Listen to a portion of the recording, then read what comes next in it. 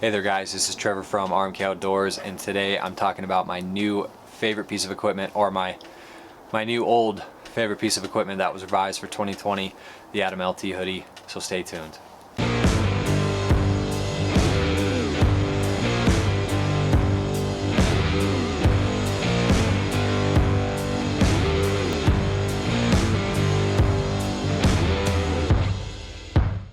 Today's video is going to be pretty much an overview of my old Arc'teryx Atom LT that I've done a review on as well, which I will put in the description, and then the new one. This is the revised 2020 version, and I wanted to get a video out showing the differences between the two. My use over the last couple weeks, I only have had it for about 2 weeks, but I have been using it every day because this is my go-to jacket.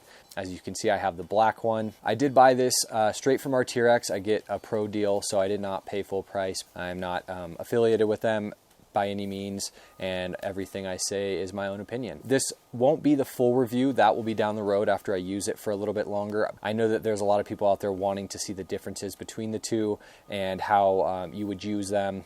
I typically use this as a mid layer or an outer layer. I will pair this with like a smart wool base layer, and for most of Colorado winter here, unless it's super windy, this is perfect. So I went on a hike today actually up in Boulder, and it performed extremely well. I had that smart wool base layer on, but I'm getting too far ahead of myself. So to start off, this guy does come in at $260 from Arc'teryx. This is the black color. They have quite a few different colors for the redesigned 2020 models, which is nice to see. I wasn't a huge fan of this red. I wanted something a little bit more low profile, so this black is going to work really well for me, and I love it.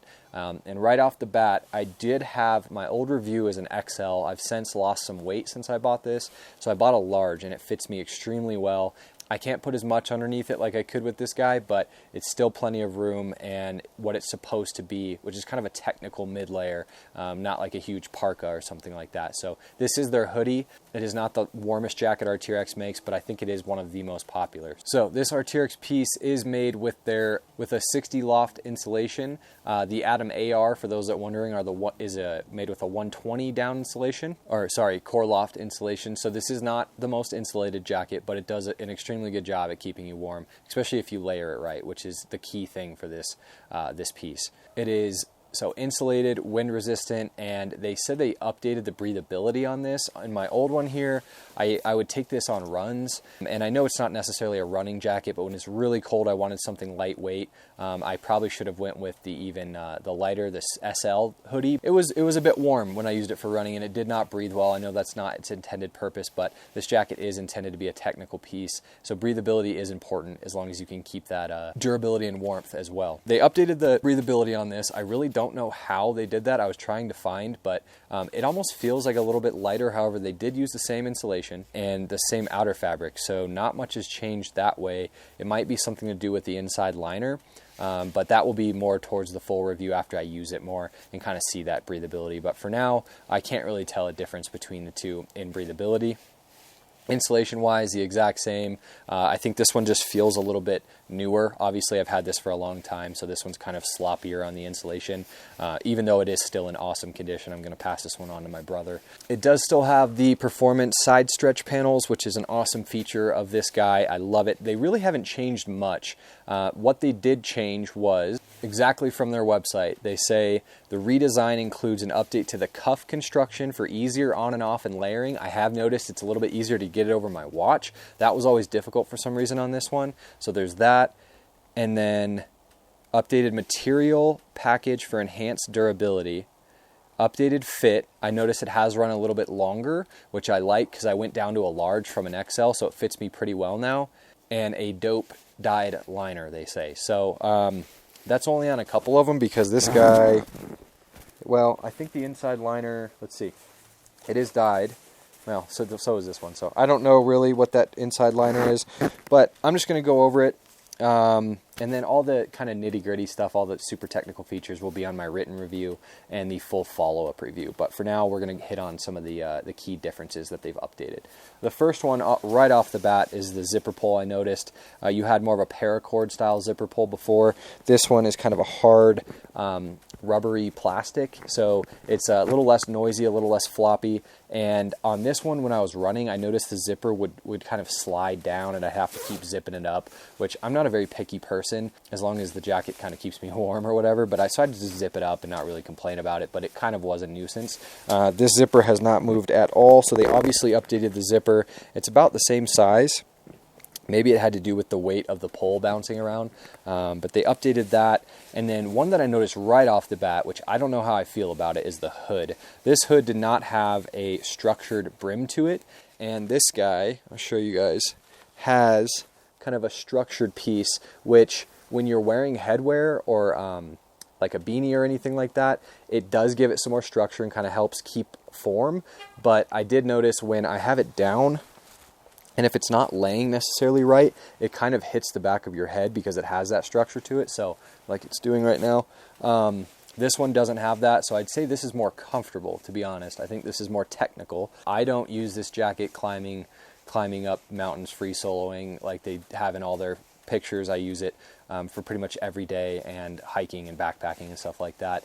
I don't necessarily need that.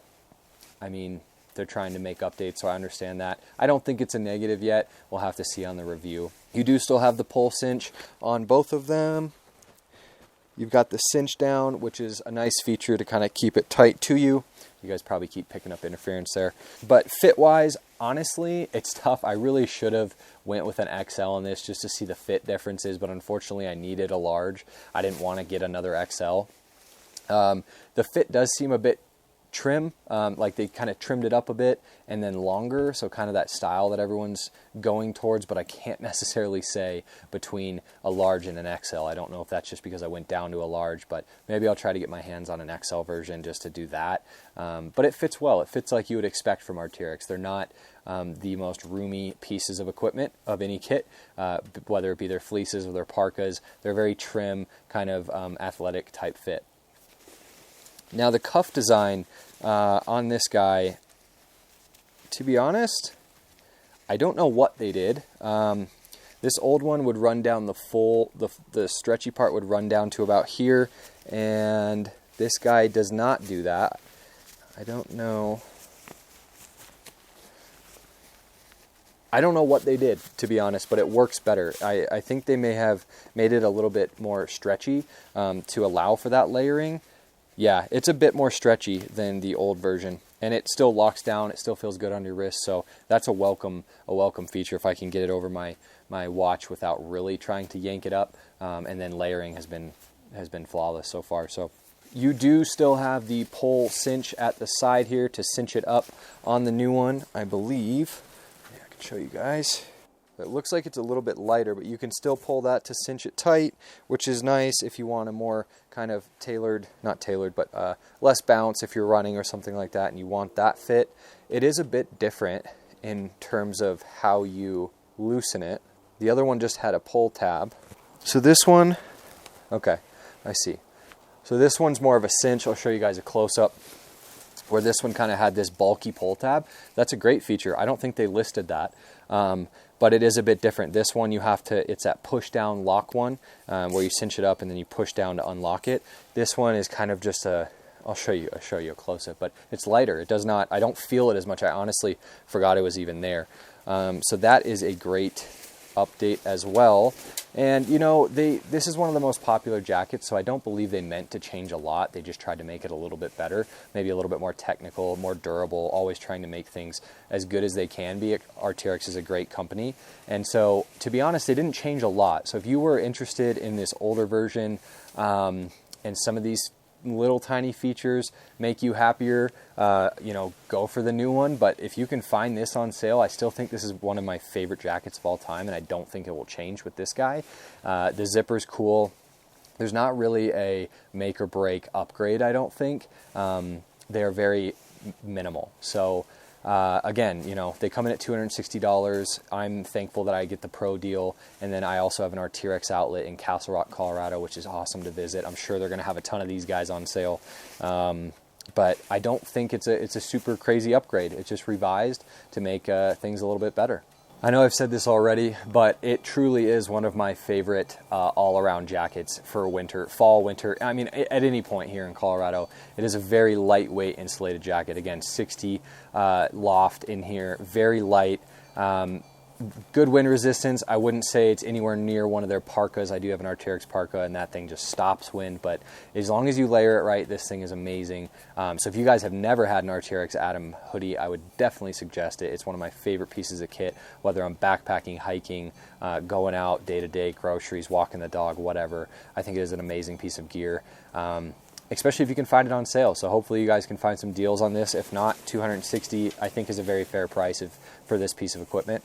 I'm going to touch on some of the things that are like on each of the jackets. They both still have those nice warm hand pockets with zippers. I love to see zippers on jackets like this, especially when it's cold. You want to put stuff in there. I use it when I'm running. I'll throw like my headphones in there and keys and stuff.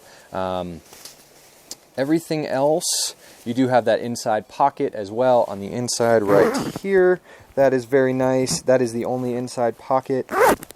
And yeah, that's pretty much it, guys. I was trying to really talk about the main differences, but even after looking them up and making sure I hit on all of them, there's really not much difference. So I hope this has been beneficial to you guys, and if you guys like this kind of content, I'm trying to put out videos as much as possible with gear like this, hiking, backpacking, everyday carry, all in between. So if you guys like it, go ahead and hit like or subscribe if this helped you out. I look forward to seeing you on the next one. Thank you.